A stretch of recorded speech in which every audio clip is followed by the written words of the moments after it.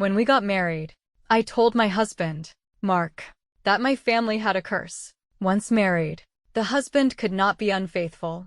If he was, he would get cancer and die within 6 months. Mark thought I was joking and didn't take it seriously. Later, when he developed an inappropriately close relationship with a new intern at his company, I discovered it and reminded him again.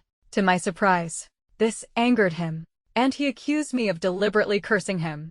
Heartbroken, I suggested a divorce. But Mark, afraid I would take a share of his assets, tampered with my car, leading to a fatal crash. Reborn into a new life, I will no longer remind him, nor will I mention divorce. I will simply watch as he slowly walks towards his doom, and then I will inherit all of his assets. Stella, can you please stop making a mountain out of a molehill? You know that Isabel is Ryan's sister. I'm only looking out for her for Ryan's sake. There's nothing going on between us. My husband's impatient voice echoed in my ears, snapping me back to the present. And then, I knew. I had been reborn. I was back on the day I first discovered my husband's inappropriately close relationship with the new intern at his company. In my previous life, after discovering their connection, I reminded him of my family's curse. Mark, I told you when we got married, my family has a curse. A married man cannot cheat, or he will get cancer and die within 6 months. Not only did he not believe me, but he also accused me of cursing him. Stella, do you really think it's funny to keep saying this? I would never believe such baseless nonsense. And even if it were true, I haven't cheated. So what does it have to do with me? You can't just keep saying things like this to curse me because you're afraid I'll cheat. Forget it. I can't talk to you right now. You should think about what you've said. That time, we parted on bad terms. Back then, my husband hadn't actually cheated yet. But if the seeds hadn't already been sown, why would I have bothered to warn him? Mark and I had been together since college. We dated for 5 years before getting married. And now, 2 years into our marriage, our relationship had always been strong. I loved him deeply, even knowing he had a wandering eye. I didn't want to resort to divorce. I believed that if he could just come back to his senses, we could still have a good life together. To protect my marriage, I started visiting his office frequently. Although he was a bit unhappy at first, his attitude towards me gradually improved, and we returned to the best days of our relationship. I thought I had saved my marriage, and I chose to trust him. Until one day, I saw him and Isabel leaving a restaurant together. They went back to her apartment, and he didn't come out for a long time. Only then did I realize that the marriage I thought I had saved was just an illusion he had created for me. I called him and asked where he was. He lied. I'm out with a client for a few drinks. I'll be back soon. My heart felt like it was being torn apart, but I didn't get angry. I just laughed bitterly. Is that so? But I just saw you go into Isabel's apartment complex. Hearing this, his first reaction wasn't guilt, but anger. Stella, are you following me? I took a deep breath. I'm not following you. I just happened to see you. I hung up and went straight home. Not long after, Mark returned. I said calmly, the curse I told you about, it's real. Before I could finish, he cut me off, his voice filled with fury. Stella, will you ever stop? I told you. There's nothing between me and Isabel. She had too much to drink at a work dinner, and no one could pick her up.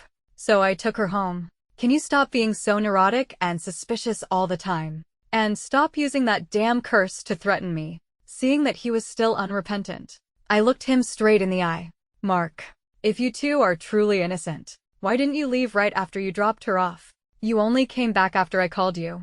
At my words, a flash of guilt crossed his face, but he quickly became defiant. You're being unreasonable. She invited me in for a cup of tea to thank me. What's wrong with that? I saw the guilt in his eyes clearly. With a cold smile, I gave up all hope and calmly suggested, Mark, let's get a divorce. I loved Mark, but I could not accept a cheating man. I didn't know if anything physical had happened between them yet, but at this point, how long would it be before it did? By asking for a divorce now, I was, in a way, letting him off the hook. Mark was stunned. He hadn't expected me to ask for a divorce. He laughed in anger. Stella, are you trying to threaten me with a divorce? Don't think I'm scared of you. You want a divorce. Fine. But you'll leave with nothing. You won't get a single penny of my family's money. Leave with nothing. Of course. I wouldn't agree. Leaving with nothing is impossible. You can't take away what's rightfully mine. The company belongs to your family. Yes. But don't forget, when it was in crisis, I invested my own money and put in a lot of effort. Mark came from a single-parent family. His mother had passed away many years ago, and his father never remarried. A year ago, his father also passed away from a brain hemorrhage. Because many things were left unsettled, the company fell into crisis. Mark, who had just taken over, was overwhelmed and distraught. It was I who invested the $2 million my father gave me into his family's company and helped him secure several major deals, bringing the company back from the brink and making it more successful than ever. That day, we couldn't agree and parted on bad terms again. But I didn't give up on the idea of divorcing him and began to gather evidence of his infidelity. Not long after, the brakes on my car suddenly failed. I plunged off an overpass, and the crash was fatal. After I died, my soul lingered and returned to Mark's side. Only then did I learn that he had tampered with my car to prevent me from divorcing him and taking his assets. And he and Isabel had been sleeping together for a long time. I was reborn before I could see him get cancer. But it's good to be reborn. This time, I won't remind him of the curse, nor will I ask for a divorce. I will just watch him walk towards his doom, and then I will inherit everything he owns. I took a deep breath, suppressing the hatred in my heart. I softened my tone and said something different from my previous life. All right, don't be angry. I didn't know Isabel was your best friend's sister. I was just asking because you seemed so concerned about her. Now that I know, of course, I won't overthink it. Hearing this, Mark's expression relaxed. It's good that you're not overthinking it. We've been together for so many years. You know how I feel about you, don't you? A wave of nausea washed over me. After what he did to me in my last life, how could I not know exactly how he felt about me? Even if he didn't have that murderous intent now, he had it before. In this life, it was only a matter of time. I stopped paying attention to the ambiguous relationship between Mark and Isabel, allowing it to develop rapidly. And, without my interference, their relationship progressed even faster than in my previous life. Mark would use business dinners as an excuse to have dinner with Isabel. He would buy her expensive jewelry and bags for her birthday. He would take her with him on business trips, and they would stay in the same hotel room. Although I no longer interfered, I hired a private investigator to monitor them. In addition to uncovering their affair, the investigator also dug up the secret relationship between Isabel and her brother. Isabel was indeed Mark's best friend Ryan's sister, but they were not related by blood. She was the daughter of Ryan's stepmother, and they were having an illicit relationship. The investigator had photos of Ryan entering Isabel's apartment multiple times and not leaving until the next morning. He also had photos of them kissing passionately in a car in an underground parking garage. Even more shocking, Ryan knew about the relationship between Isabel and Mark. In fact, it was Ryan who had deliberately placed Isabel by Mark's side. Clearly, the siblings were after something from Mark. Or rather, from his family's company. If it was just about Mark, I wouldn't care. But if they were targeting the company, they could forget it. The company could only be mine. Mark's company was a design firm. I held a nominal position as a designer, but rarely went to the office, only participating in projects when needed. But since I was going to take over the company sooner or later, it was necessary to learn more about it now. So, I started showing up at the office frequently. Mark, seeing my frequent appearances, thought I had discovered his affair with Isabel. He was both guilty and annoyed. Even though he was now genuinely cheating, he couldn't stand being suspected. It was an insult to his ego. The hypocrisy. He wanted to cheat and still be seen as a saint. You've been coming to the office a lot lately. Are you still suspicious of me and Isabel? Mark asked, feigning anger at being suspected. I pretended to be surprised. What are you talking about? I said I trust you. And I do. I'm just working on a great project recently and wanted to give it a try, to prevent him from seeing my true intentions. I had indeed taken on a legitimate design project. Hearing that it was just about work, Mark dropped the subject. He was more than happy for me to bring in business and make money for his company. But the look Isabel gave me was always filled with resentment. Although her relationship with Mark was progressing well, she was still just a secret mistress who couldn't be seen in public. Naturally, she was envious and jealous of me. So, whenever she had the chance. She would deliberately cause trouble for me. One day, I went to the break room to get some water and ran into her. We weren't strangers. I had met her a few times at dinners with Mark and Ryan, but we weren't close. Isabel was beautiful, with the innocent look of a damsel in distress that men found irresistible. Otherwise, how could she have captivated the usually picky Mark? But women like her were never up to any good. Otherwise, she wouldn't have become his mistress. Pretending not to see me, she deliberately bumped into me, spilling coffee all over my clothes. Then, as if startled, she immediately bowed and apologized. "I'm so sorry, Mrs. Hayes. I didn't do it on purpose." Her frightened, pitiful act made it seem as if I were bullying her. How could I not see through her little scheme? So, despite my anger, I smiled graciously. "It's all right. I know it was an accident. Don't worry about it. I'll just go change." Hearing this, Isabel was at a loss for words. She had intended to provoke me into an outburst so that Mark would be disgusted with me, but she never expected me to be so forgiving. "What's wrong?" Mark came out, having heard the commotion. Isabel's innocent eyes immediately welled up. Before she could say anything, I spoke first. "It's nothing. Miss Lynn just accidentally bumped into me and spilled some coffee." She was apologizing, and I told her it was fine and not to blame herself. Since several colleagues had witnessed the incident, Isabel couldn't deny it. "Be more careful next time," Mark said with a stern face, admonishing Isabel.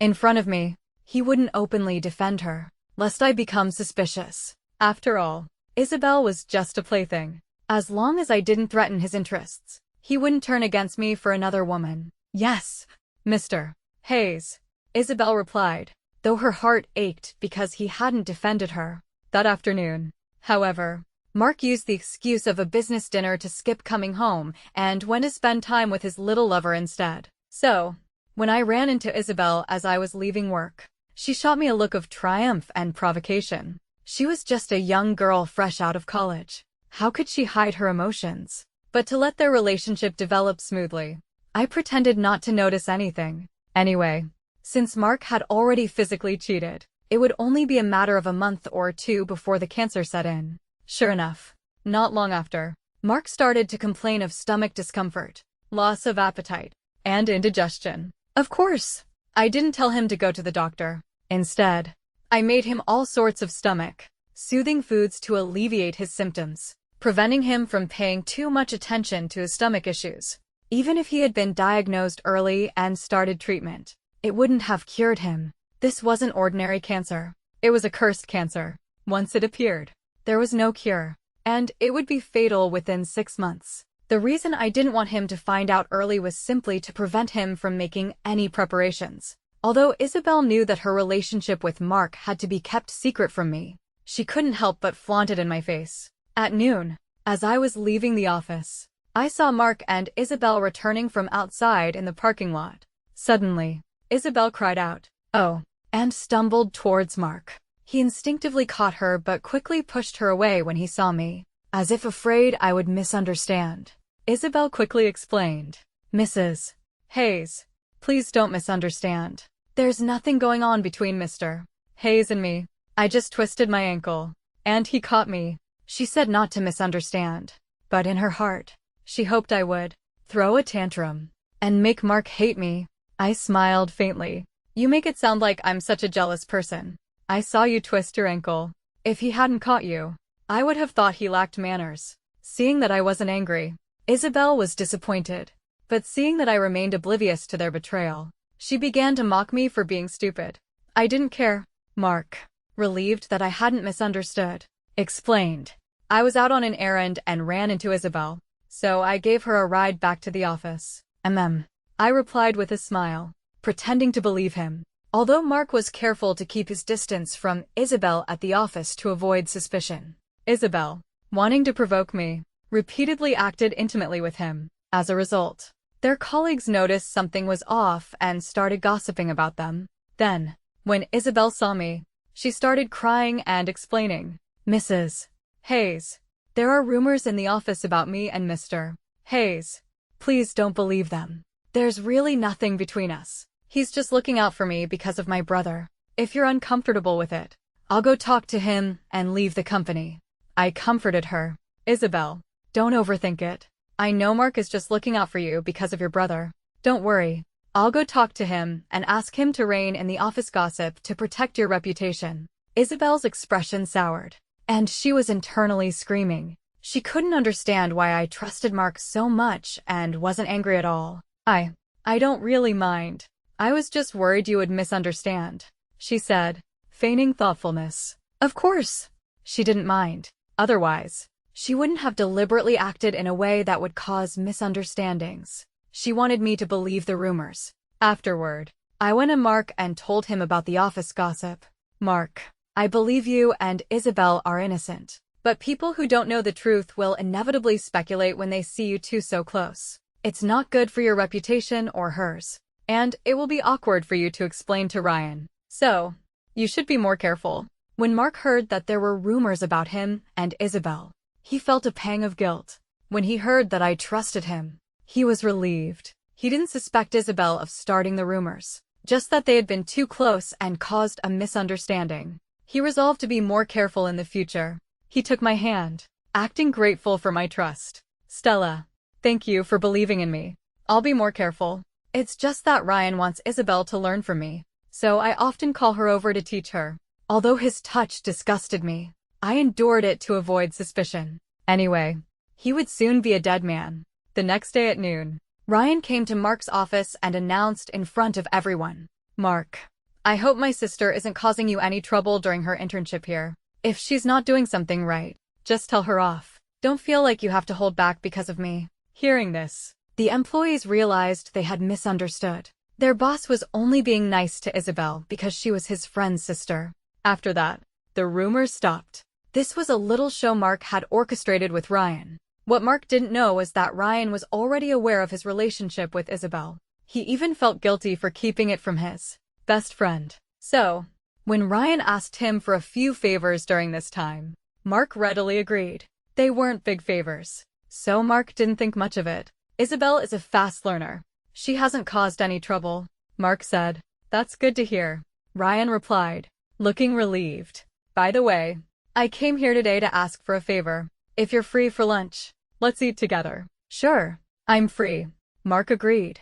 They went to a restaurant near the office. Ryan looked troubled and hesitant. Mark, seeing this, said directly, Ryan, just tell me what's on your mind. Between us, is there any need to be shy? Ryan sighed. Mark, I've asked you for several favors recently, and honestly, I'm embarrassed to ask again, but I don't know who else to turn to. Here's the thing. I'm looking at a project, but I'm a bit short on investment capital. So, I was wondering if I could borrow some from you. I'll pay you back as soon as the funds come in. How much do you need? Mark asked. 1 million. Ryan said. Sure. I'll transfer it to you later. Although Mark's company wasn't a huge corporation, $1 million wasn't a large sum for him. So he agreed readily. Seeing that Mark had agreed, Ryan was relieved and immediately promised. Mark, thank you so much. Don't worry. I'll pay you back as soon as possible. Since I had long suspected that Ryan and Isabel had ulterior motives, I wasn't surprised when the private investigator sent me a recording of their conversation. That afternoon, Mark didn't come to the office. He went to Isabel's apartment with her. I pretended to know nothing, letting them be. Isabel, grateful that Mark had lent money to Ryan, seduced him back to her apartment. The two of them had a passionate afternoon. That evening, Mark came home exhausted. At first, after sleeping with Isabel, he would feel guilty and bring me gifts. Over time, the guilt faded. My trust had emboldened him. What he didn't know was that I was just waiting for him to die. By the time Mark realized something was wrong with his stomach, it was already in the late stages. So, I didn't mind him finding out and took him directly to the hospital for a check-up. The results came back. Late stage stomach cancer. Mark was devastated. How could he have stomach cancer? He had completely forgotten what I had told him when we got married about the family curse. So, at this moment, he didn't connect the two events. Perhaps he had forgotten my words altogether. Yes, he had forgotten. Even if he remembered, he would probably think it was just a coincidence. After all, the so-called curse was too bizarre to be believed. To be honest, when my parents first told me about it, I also thought it was nonsense. But my maternal grandfather and my aunt's husband both died of cancer after cheating. One had liver cancer, the other pancreatic cancer. My father believed it from the start. After he married my mother, their relationship was always good, and he never had any thoughts of cheating. The curse wasn't entirely without a loophole. You just had to get a divorce before cheating. Honey, don't lose hope. We'll fight this with treatment. I comforted him, while a cold smile played on my lips. Normally, late-stage stomach cancer can be treated with chemotherapy, radiation, and targeted drugs to kill cancer cells and inhibit their growth, thereby controlling the disease. Yes, only controlling, not curing. Even with aggressive treatment, he would at best live for a few more years before succumbing to death. But the cancer Mark had was different. It was cursed. No matter how aggressively he treated it, he would not be cured. So, of course, I would be supportive of his treatment. It would only be for a month or two anyway, and it wouldn't cost much. What's the point of treatment? It will only let me live for a few more years. Mark yelled at me, but I didn't care. In the end, despite his difficulty in accepting his diagnosis, Mark was terrified of death. Even if it was just for a few more years, he cooperated with the chemotherapy. His mood, however, was terrible. He not only took his anger out on me, but also on the doctors and nurses. Once Mark started chemotherapy, he could no longer manage the company. Control fell into my hands.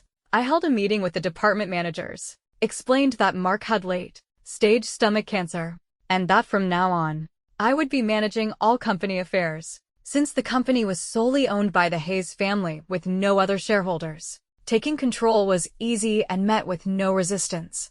And with Mark's diagnosis, even with treatment, he would only live for a few more years. The company would eventually fall to me. My first act as head of the company was to fire Isabel. She didn't know about Mark's diagnosis yet. So after being fired, she immediately contacted him. But Mark was in the throes of his illness and couldn't be bothered with her. She couldn't even reach him. Furious, Isabel came to confront me, revealing her relationship with Mark. Stella, let me be honest with you. Mark and I are together, so you can't fire me. Huh. I just let out a cold laugh, showing no anger. Of course. I know you and Mark have been together for a long time. I saw right through all your little tricks. I just pretended not to know. I even know that you and Ryan are not biological siblings and that you have an illicit relationship. I also know that Ryan deliberately placed you by Mark's side to use him as a cash cow. You.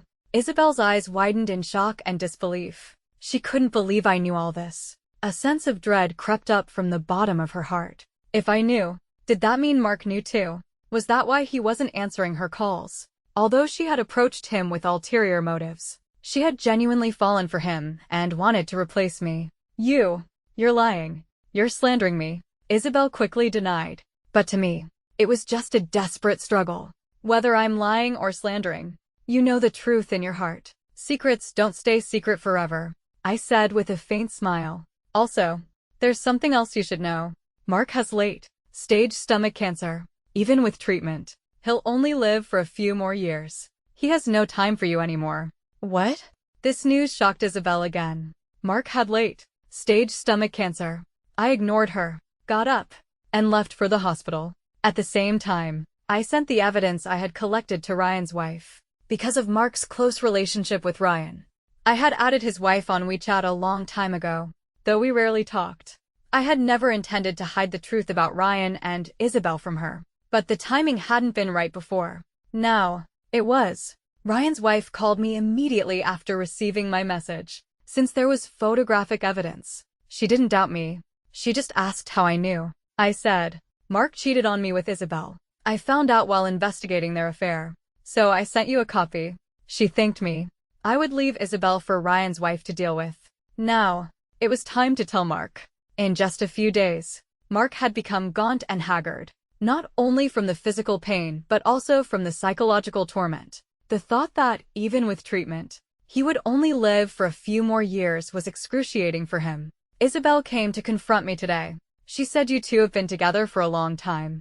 I said calmly, my voice devoid of emotion. Mark was first startled, then uneasy. He cursed Isabel in his heart. Hadn't he told her not to say anything to me? Why wouldn't she listen? He didn't deny it. Instead, he eagerly apologized. Honey, I'm sorry. I couldn't resist the temptation. I made a mistake. Please forgive me this one time. Okay. I already knew, I said with a small smile, showing no signs of anger. After all, I had already been angry. Now, there was nothing left to be angry about. There was only revenge in progress, and Mark would soon pay the price for his actions. So, I was very calm. Hearing this, Mark's eyes widened in surprise. What? You already knew. I smiled. Because the first time I noticed you and Isabel were getting too close, I knew you would cheat sooner or later. So, I hired a private investigator to look into you too. At this, Mark exploded in rage. What?